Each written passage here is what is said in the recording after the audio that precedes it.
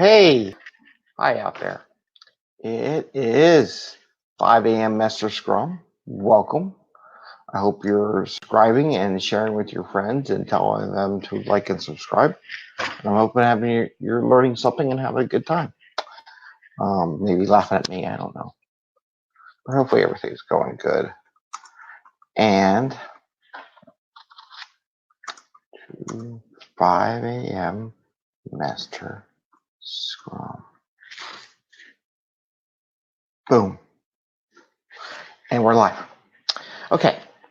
So it is Thursday. It is the 25th of July. It's our 9th show.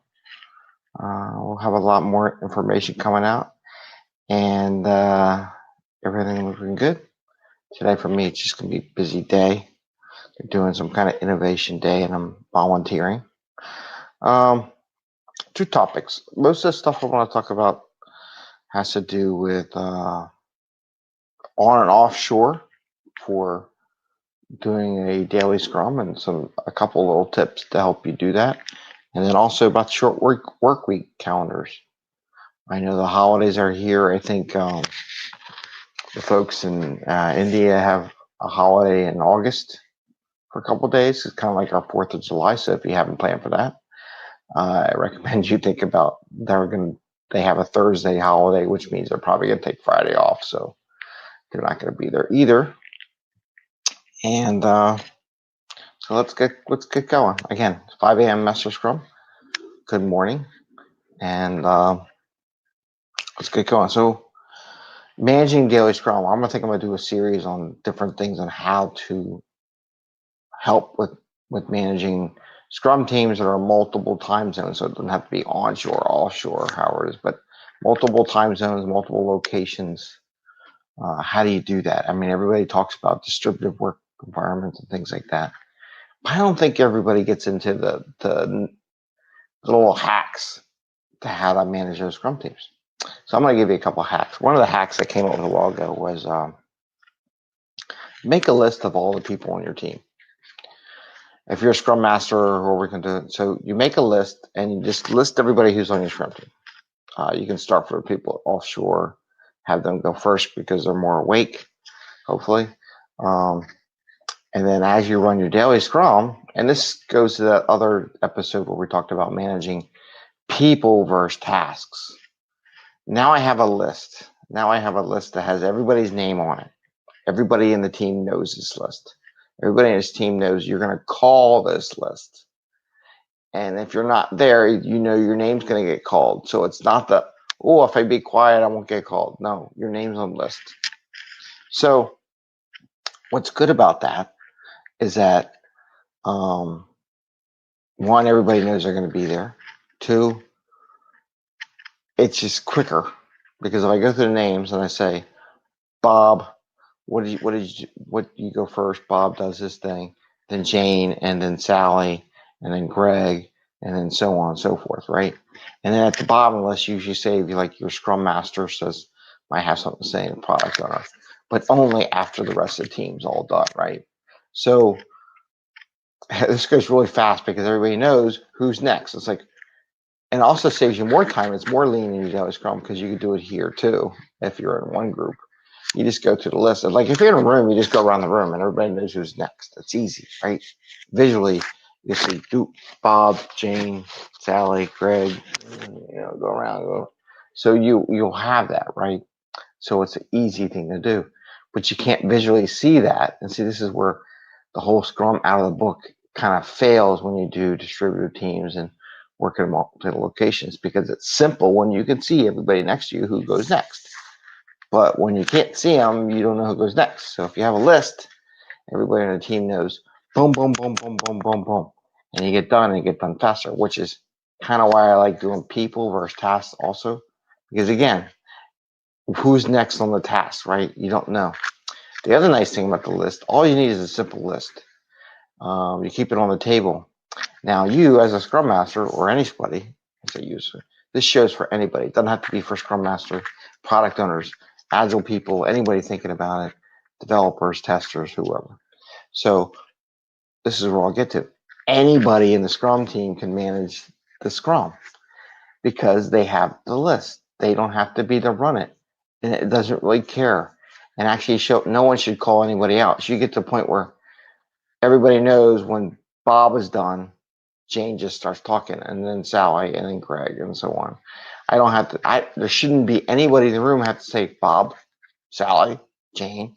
So nobody should have to call out the names because they will hear the person stop talking, or you even better. Okay, I'm done. Bob, you're next. Jane, you're next. So the teams can actually close their story and introduce the next person, and that way there's no leader in the Scrum team.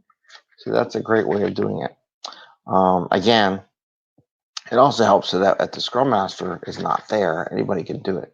So if you're stuck on the highway or you're out of town, you don't have to worry about it. Oh, I have to be a Scrum. I'm the Scrum Master. I have to run it. No, you don't. Actually, the daily Scrum is the very first meeting I train my Scrum Masters not to manage. If there's ever a meeting that the Scrum Masters do not have to manage, and that's the daily Scrum. And I actually try to encourage them to get out of daily Scrum because technically, daily Scrum is the team's meeting. The only meeting that the Scrum Master really has to manage is the retrospective. Their job is to facilitate getting new ideas. They should be trained on that too, by the way. So, and there's an IC Agile class that's the ATF. So it's a trained facilitator. So, or team facilitator. So you learn how to facilitate teams, and it gives you extra tools if you haven't had that before. I think I've had that a couple of times over my career, how to facilitate meetings. Anyway, so that's that. We got a list. We go through the list, and we make it through. Now, one other thing you can do to help with offshore, onshore is install a program like Slack or some communication tool that maintains the information, not email. Email's terrible. So if someone offshore can't make it, or even anybody in the team can, they go on Slack and say, "Hey, it's me. Things I did today, boom, or yesterday. Here's what I plan on doing today. Here are my blockers," and they can write it in Slack or some kind of communication tool. And the reason why I like that, it's better than having a Scrum Master having to read everybody what it is, because when you have a communication tool, one, it saves it and everyone can see it. So all throughout the day, if anybody wants to know where Greg is, they can see in Slack where he is because he wrote that down in the communication tool. The other nice thing about the communication tool, there's certain times a year there is, like we do daylight savings time here on the East Coast, and offshore doesn't have a daylight savings time.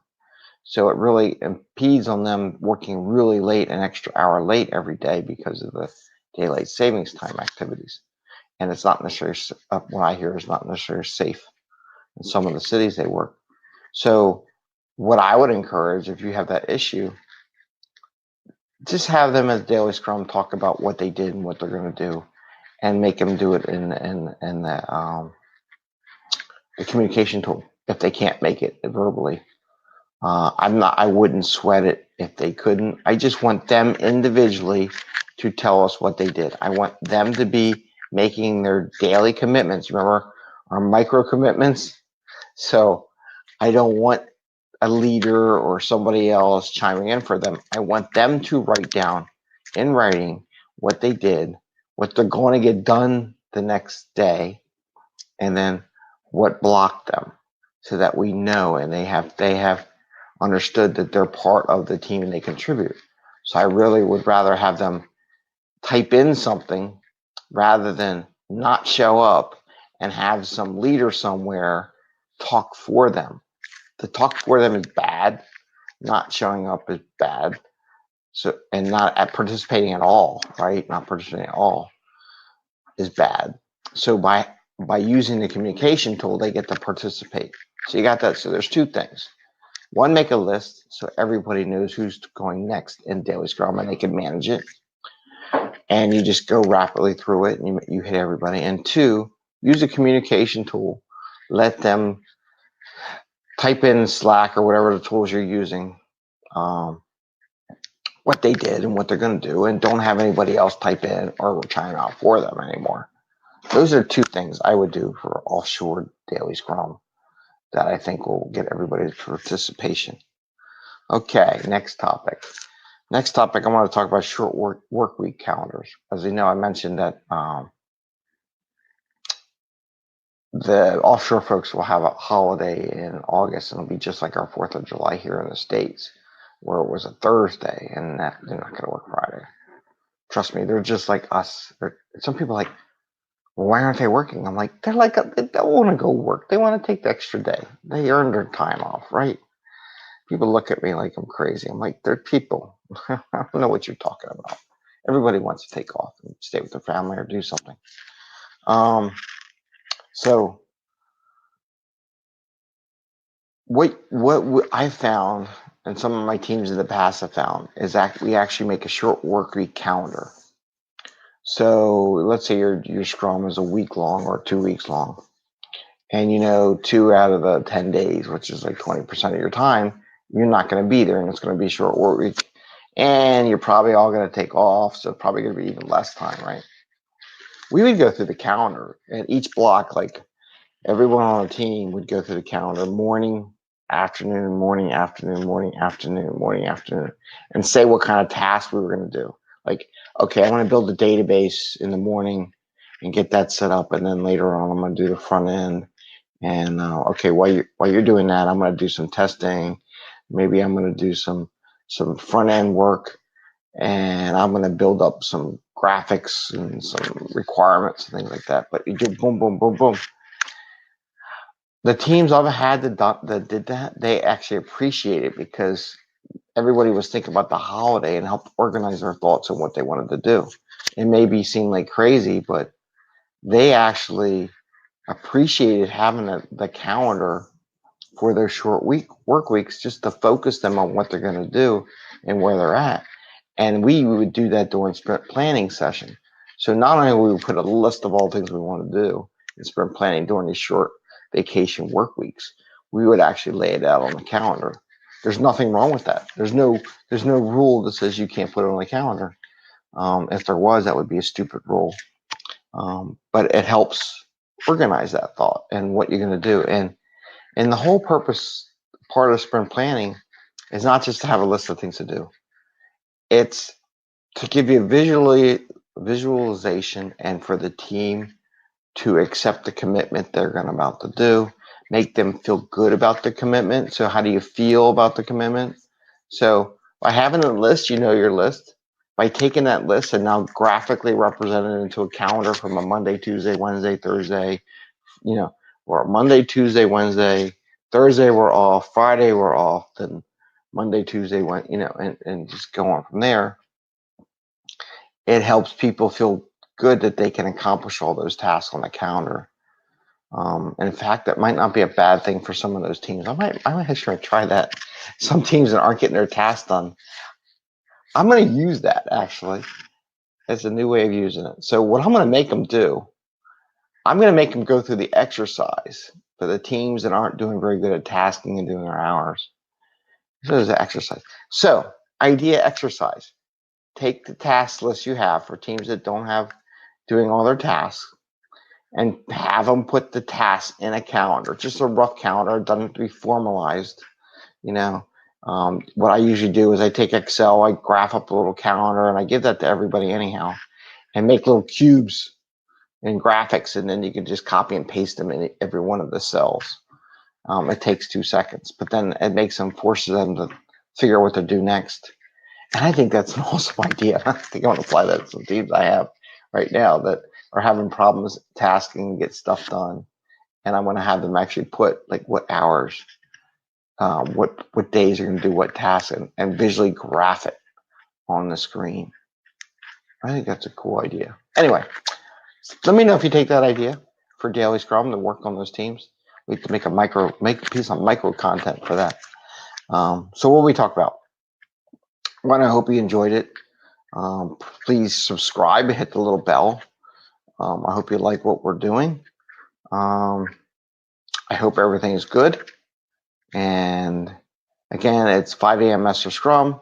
Please subscribe. What we did, we talked about on offshore or multiple time zone teams and making a list for daily Scrum, right? We talked about using something like Slack to let people chime in themselves and not have a representative chime in on what they did, what they're going to do, or what they committed, what they're going to commit to the next day, right? And then what's blocking them. And then third one talked about um, short work week calendars and using them for holidays. Again, like India has off in August coming up, just like our 4th of July. And then we have Labor Day after that. So it doesn't hurt. Except that Labor Day is usually on a Monday, but this holiday is on a Thursday. So don't be surprised that Friday they take off. If you're surprised, shame on you because you should know your calendars. And using a short week calendar and even using the calendar to say, hey, I got all these tasks. They task everything out. Some say 4 or 5 hours, whatever it is. Put 4 hours and 5 hours and 4 hours and 5 hours. I'm going to try that with one of my Scrum Masters because I know they're having troubles and I'm going to see them if they do that. Anyway, so that's it for Mester Scrum. Hope everything's good and that you have a great day. Happy Scrumming. And tell your friends and subscribe to 5amMesterScrum. With that, take care. See you guys later. Have a great day and enjoy it.